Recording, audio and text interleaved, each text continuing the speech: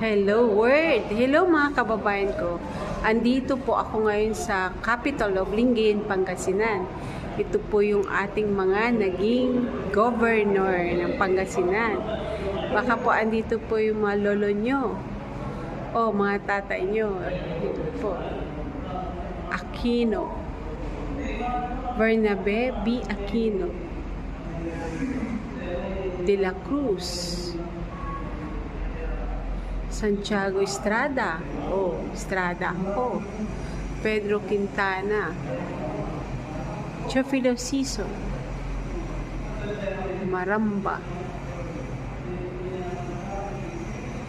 Kaya lang ang tataas kasi dapat nasa baba lang di po ba.